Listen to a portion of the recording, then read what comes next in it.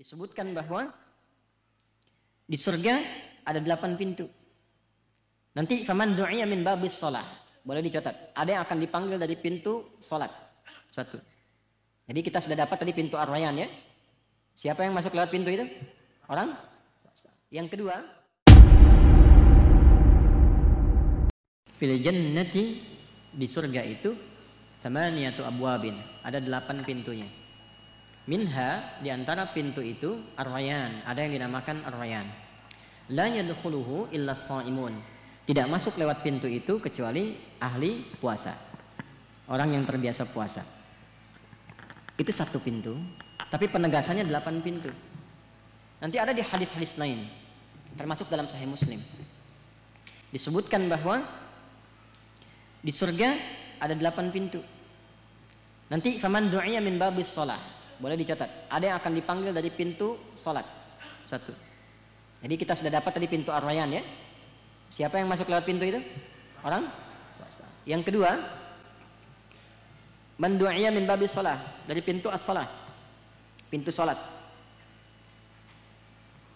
Yang ketiga, man du'iya min babis shadaqah, dipanggil dari pintu sedekah.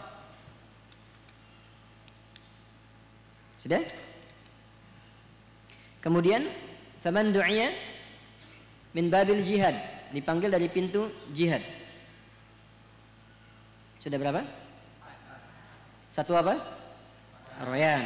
Yang kedua, salat. Yang ketiga, yang keempat. Nah, ini 4 langsung yang disebutkan oleh Rasulullah SAW. Kalau disebutkan oleh Rasulullah, berarti ini yang pokok. Ini yang pokok. Jadi kalau kita mau dapatkan yang pokok, maka komitmen pada yang 4 ini. Salat jangan tinggal. Puasa, latih. Dari Ramadan tambah sedikit sunnah, mulai latihan. Sedekah. Sedekah itu bukan hanya lewat uang. Semua jenis kebaikan yang mampu dilakukan disebut sedekah. Berbagi makanan, besok Jumat mau bagi-bagi. Jangan lihat berapa yang bisa diberikan. Yang penting kita ingin mengamalkan hadis Nabi. Gitu. Titipkan. Saya cuma punya kurma 10 misalnya. Bungkus satu-satu, titipkan pada orang yang pakai nasi kotak. Masukin 1. Saya cuma punya air. Gak apa-apa. Simpan. Masukin tekonya, simpan di situ. Niatkan. Perkara orang minum atau tidak, itu bagaimana Allah menggerakkan dia. Yang penting kita sudah berniat untuk menerjemahkan apa yang Nabi pernah sampaikan. Dan di niat itu kita dihisap. Pahala udah ada. Jadi begitu sudah bikin ditaruh, pahala sudah turun. Tinggal nanti ikhlas atau tidak, itu yang mengurangi atau menambah pahala. 4 bagian ini. Jihad itu berjuang dengan sungguh-sungguh. Ya, nanti babnya naik sampai ke puncak tertingginya. Bekerja itu jihad. Kalau diniatkan untuk ibadah.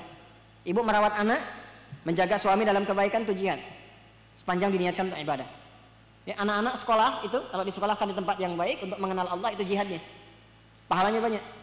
Sampai tingkat tertingginya kalau negara kita memanggil. Ada invasi dari luar, darurat kita harus keluar. Bela negara ini. Jadi yang terdepan dan niatnya untuk ibadah. Itulah jihad yang tertinggi sampai kita wafat. Dulu kan ulama kita ada resolusi jihad kan. Nah, makanya bab jihad itu bagi orang Islam itu penting.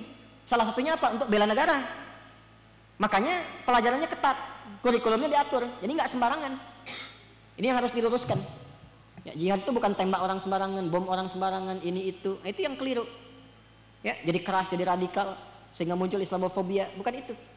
Mesti diajarkan. Nah, yang paling bahaya adalah ketika muncul persepsi, oh ini nggak bagus, akhirnya dihilangkan dari kurikulum. Nggak diajarkan, itu yang salah. Harusnya dibentuk tim, ulama mengajarkan, diberikan babnya. Tentara yang muslim, polisi yang muslim, belajar itu. Sehingga kekuatan untuk mencintai negaranya makin tinggi. Dan tidak merasakan sia-sia dalam pengorbanan itu. Makanya dulu tuh ada resolusi jihad. Bahasa Asy'ari keren, Hadratus Syekh itu muncul resolusi jihad, berjuang semua.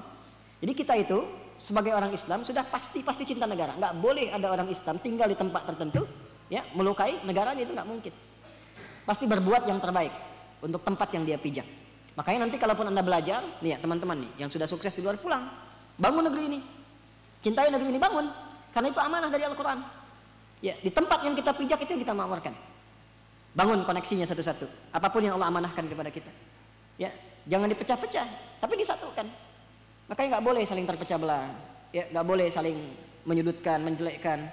Ya, atau dibawa untuk terpolarisasi macam-macam. Kita menyatu dalam kebaikan. Doakan orang, ajak, tampilkan yang baik-baik. Itulah Muslim. Beda pandangan boleh, beda pendapat boleh. Tapi semua keragaman itu disatukan dalam satu cita-cita yang sama. Kalau kita muslim, niatkan untuk ibadah, baktikan untuk negeri, tapi niatkan untuk ibadah pada Allah Subhanahu wa taala. Sehingga dunia pun dikenang secara baik, di akhirat dapat kemuliaan. Jelas?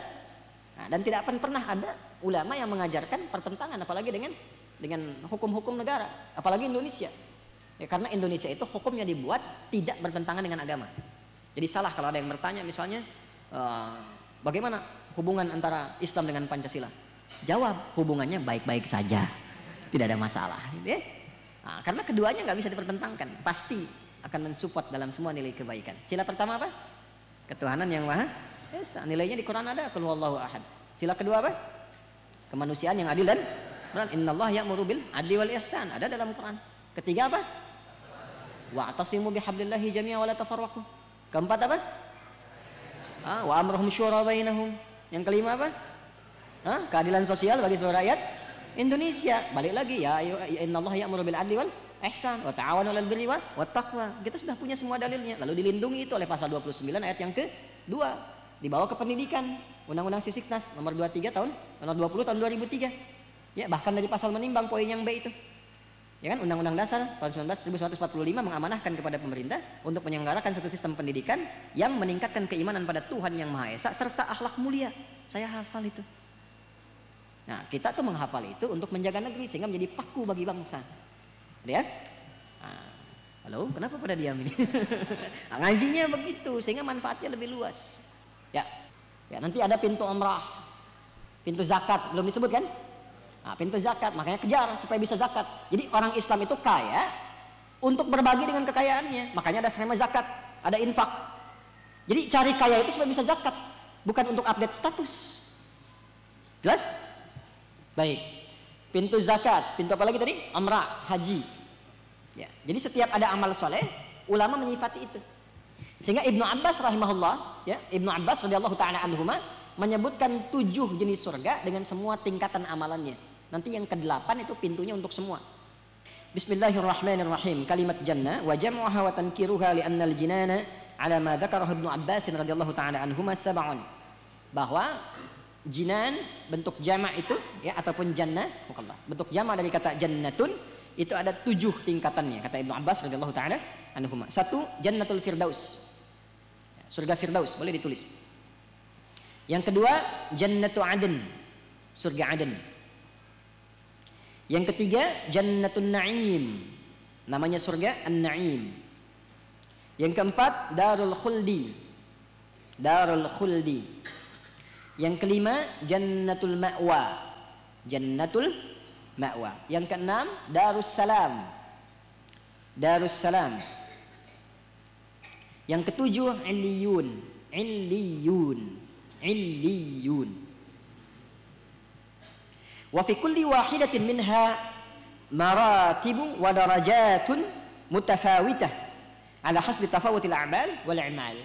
Dan setiap di surga yang disebutkan tadi ada tingkatan-tingkatan lagi sesuai dengan amalnya masing-masing. Jadi tadi yang disebutkan pintu salat, pintu zakat, pintu puasa, itu pintunya itu ada di setiap surga yang tadi. Jadi di Firdaus itu ada amalannya. Masuk surga Firdaus itu nanti ada urutannya. Karena rajin sholat, sholatnya khusyuk, meninggalkan lagho yang tidak bermanfaat, rajin zakat, pintunya ada. Nah, setiap Firdaus itu punya tingkatan lagi. Jadi ada Firdaus yang tingkat bawah, tingkat menengah, sampai tingkat yang paling tinggi. Itu pintu-pintunya lewat apa? Amal soleh itu. Sekarang pilih dulu, mau masuk surga yang mana dari 7 ini? Yang mau Firdaus angkat tangan. Good. Surga Aden angkat tangan. Illiyun, Darussalam. Kalau bisa angkat tangannya semua. Kan yang ke-8 itu kan pintu ke-8 yang kesemuanya. Jadi ada seorang hamba yang diperkenankan oleh Allah memasuki semua surga itu, bahkan diperebutkan oleh semua pintu surga. Dipanggil namanya dari semua pintu itu. Sampai Abu Bakar radhiyallahu taala anhu berkata, "Ya Rasulullah, adakah yang mendapati panggilan dari semua pintu itu?" "Na'am," kata Nabi. "Ya, dan aku berharap engkau bagian dari itu." Nah, setidaknya paling minimal masuk surga lah itu kan. Paling minimal. Paling minimal masuk surga.